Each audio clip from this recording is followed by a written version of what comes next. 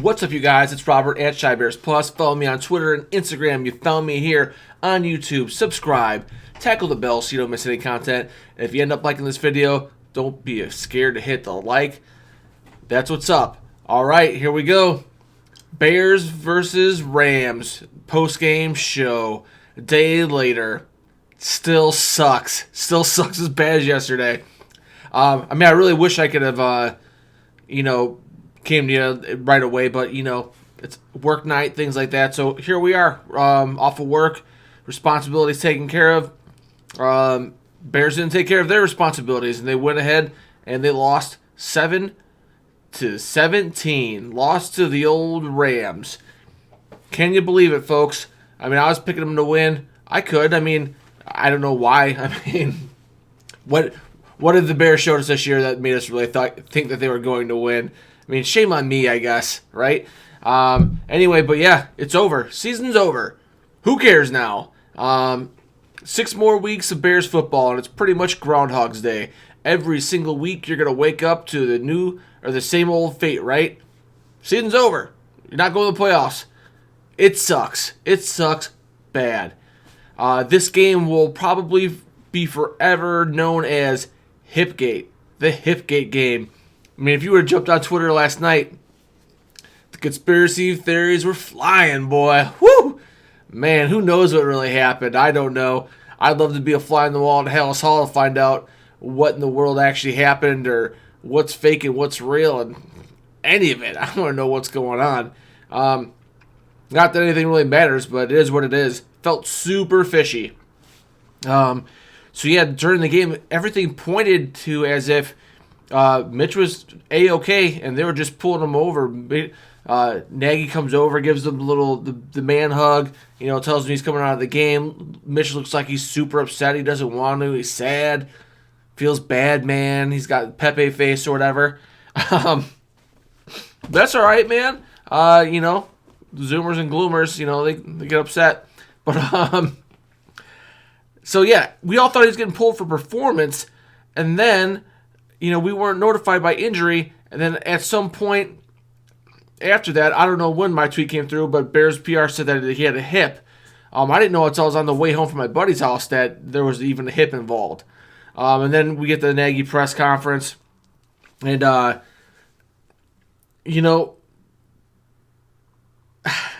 had no idea it was a hip. In the presser, it says it's a hip.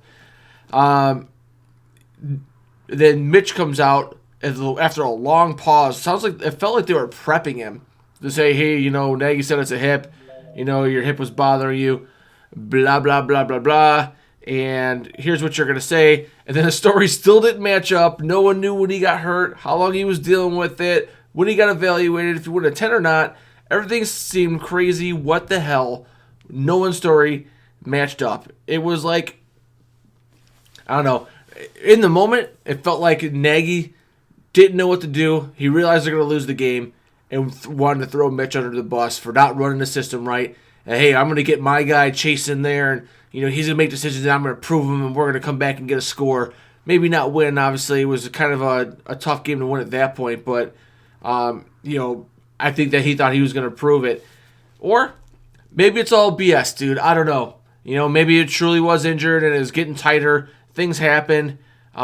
It felt like all lies last night. Like, it really did. It felt like nothing was real. It felt like he just pulled him for no reason, which is like, why would you pull him with 3 minutes to go? You rode him all the way there. To bring in a cold 35-year-old quarterback, it was like, what's the point of that? So, yeah, I don't know, man. I don't know what really happened today. Nagy comes out, said Mitch has a hip pointer. I don't know. It feels like another Bears PR cover-up story. I don't know if Nagy got in trouble for pulling Mitch. Pace said we'll write him out anyway. I said the other day, once you make the move, you can't really go back. You're going to kill Mitch's confidence, and that's what it looked like what happened. It looked like they absolutely, put a sword through his heart. And it was sad, but just another Bears blunder PR, just like the Roquan situation. Still, no one knows what happened with that. We'll probably never really know the honest-to-God truth about what happened this week. Moving on from Hipgate, Eddie Pinheiro. Dude, do you cut him He cost you 9 points. He missed 2 kicks, and then you didn't go for it on. You went for it on fourth and didn't get it because you didn't feel confident in probably the second try. Pretty much cost you the game. You would have had such a different kind of momentum and mojo for the rest of this game if he was making those kicks. Really, I really think so. You just play different when things go well, and things weren't going well because you were getting across the field, taking advantage of turnovers, and then not getting points. Honestly, I don't know. Do you get rid of him now? Do you cut him? Don't want cut street. If you bring on, do you bring in a veteran to go kick and kind of know him, show him, hey, what's up? Or just get rid of him? I mean, at this point, the season's over. What's the difference? If he sucks. If you think you got something there and you want to try to develop the leg talent, and get him going right for the future, I mean, that's an option too. But to be honest, it kind of annoys me. Like, he makes like one game-winning kick and like, dude, he couldn't. There wasn't a camera he didn't want to talk into, and like, I think my kicker should be seen kicking and not heard. And it seems like he really likes to talk, and I don't like him. I just don't like him. Like, there's something about him, man, that just his energy doesn't jive with mine, bro. And whatever that means, not feeling it. Not feeling Pinero at all right now. He could get deuces from now. Anyway, moving on. The big three. Okay? What came first? Chicken, egg, or flat earth? That's what everybody wants to know, right, on YouTube. What came first, the chicken or egg or flat earth? I don't know which one is which, but I'm talking about Nagy, Trubisky, and Pace. So I put on Twitter actually just before I started the show, out of the three, if you could only keep one, which one would you keep? 30secondgolflessons.com. My boy Jeff had posed a question to me, and I'm like, Nagy. I'd pick Nagy to go right away out of all of them. I'll try to rationalize a little bit, but this game, Nagy, like, he's just not doing a lot for me right now. One thing that the Bears looked good doing this year was tempo. Once you look good, we never saw it again. I-form. It's like he begrudgingly uses I-formation and puts in JP in there to go smash some lead blocks. I don't know why. It's like, okay, it works so well. Both of those things, I don't know why we're not running 70% of the time. I'll tell you what the answer isn't.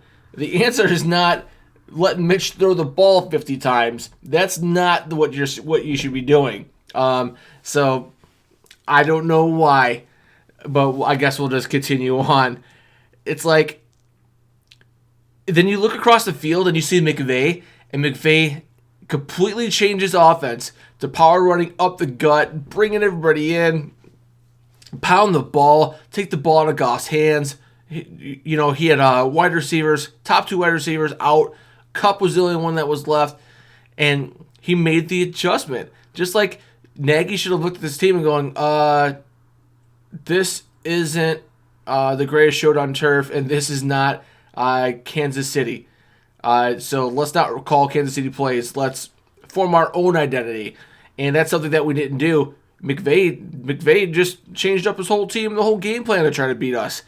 That's why Nagy just might not be a good coach. Just might not be. Continuing on, 3rd and 1, pistol option left to the weak side. I don't know if anybody watches Draft Dr. Phil on YouTube, but he's kept on pointing out that we're running these option plays to the short side when you need run to stretch it out. You need a little bit of room.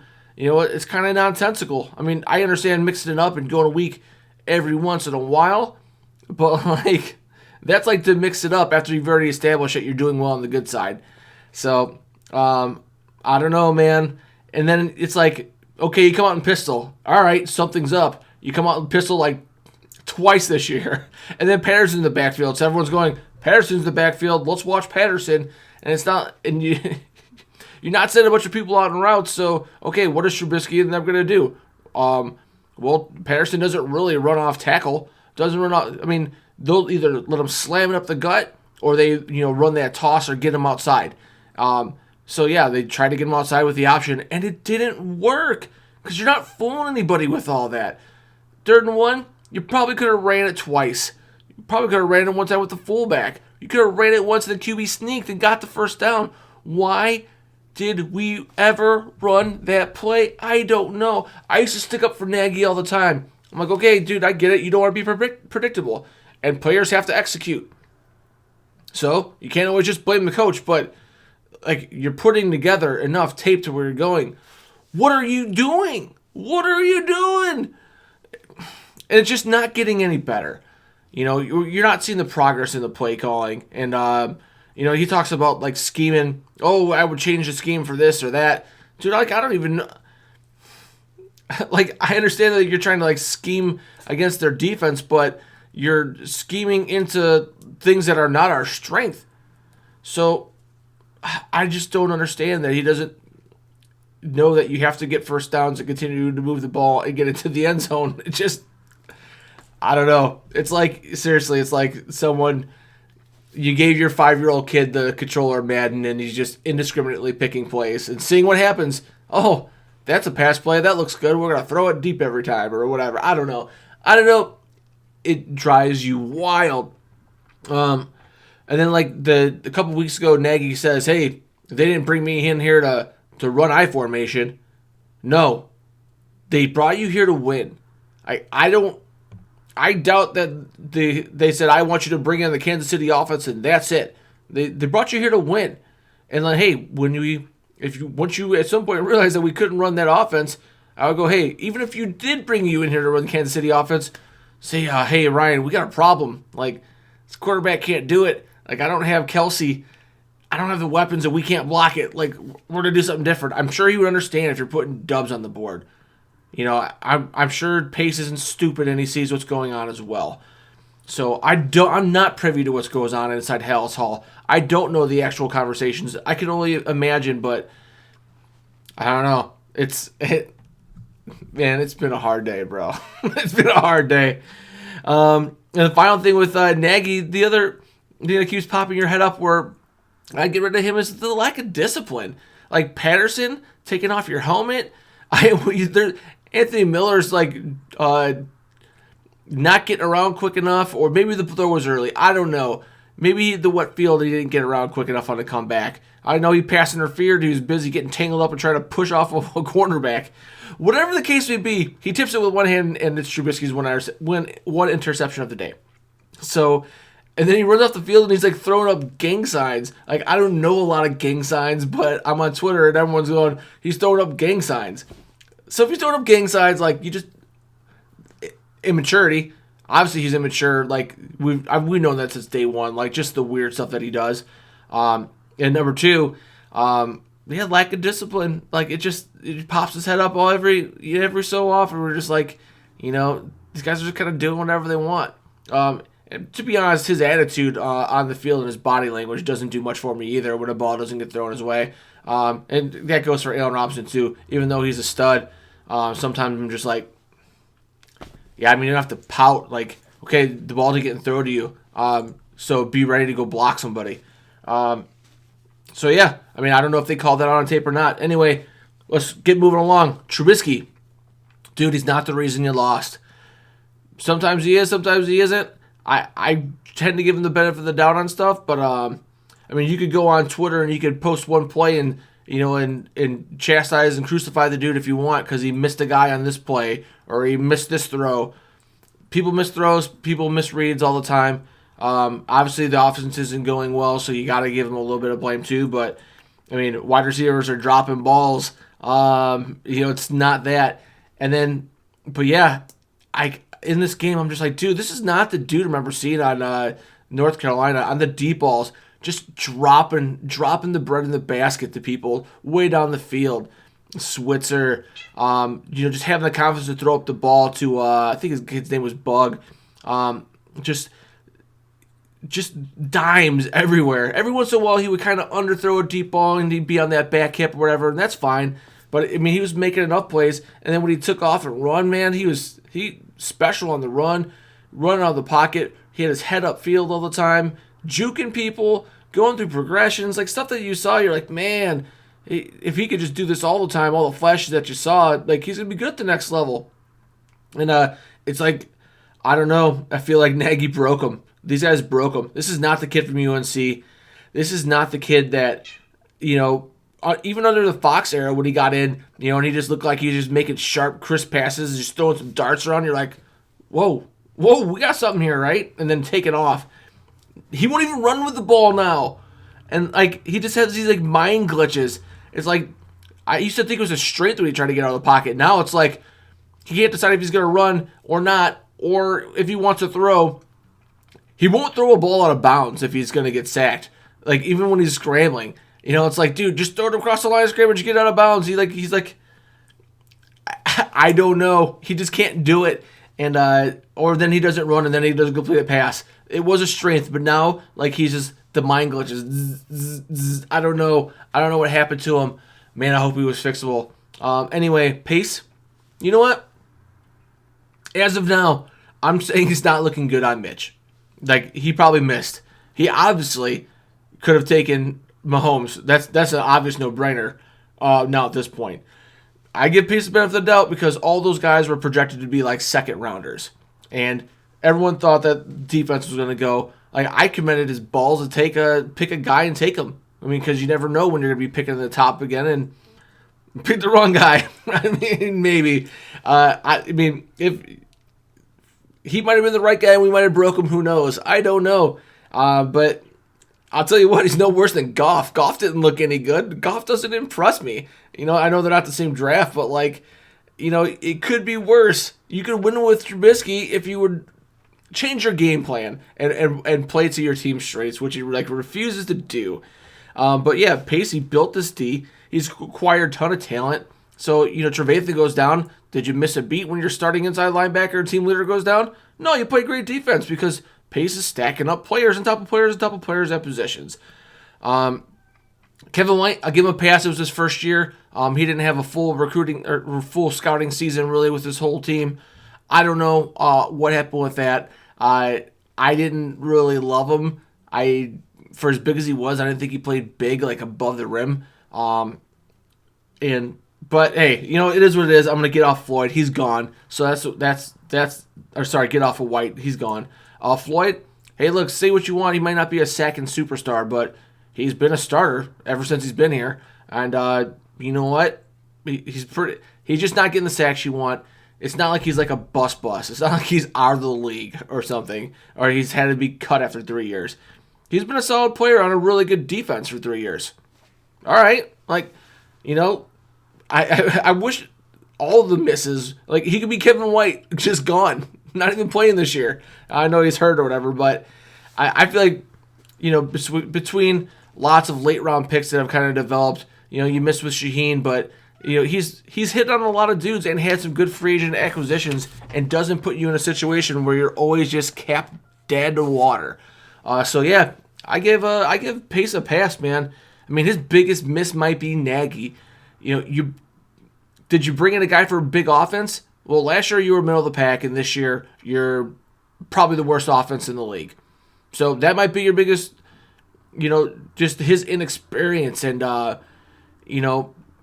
and underperforming might be his biggest miss is bringing in Nagy, even though he's one of the hot commodities and stuff like that. Nagy does so many cool things, and I hate to rip on him, but I don't know. Like I said, out of all three of them, I see good in all of them. They all seem like great dudes. You hate for any of them not to succeed, or you hate to have to get rid of any of them. But if I had to pick one right now, it would be Nagy, because I think if you brought in, like, I don't know, anybody but Nagy, he would realize that you would do things with Trubisky a little bit differently, just to try to win games, because you're trying to win games because you have a great defense out there. They gave up 17 points, but I mean, that's good enough in most cities to win, so it is what it is. You know what, if we had the momentum a little bit better by converting on some field goals, maybe they wouldn't have been so stressed at the end. But Nagy, great PR guy, crap play caller, not good at using his personnel that he has to actually win games. So from here on out, man, who cares if we win? It's Mitch sink or swim, in my opinion. I would throw him out. I'd say, Nagy, we need you to be better. Mitch needs you to be better. I don't know. I feel like put everything on Mitch's lap and let him trial by fire and tell him, hey, dude, don't be afraid anymore. Just cut it loose, throw it deep, run with the ball.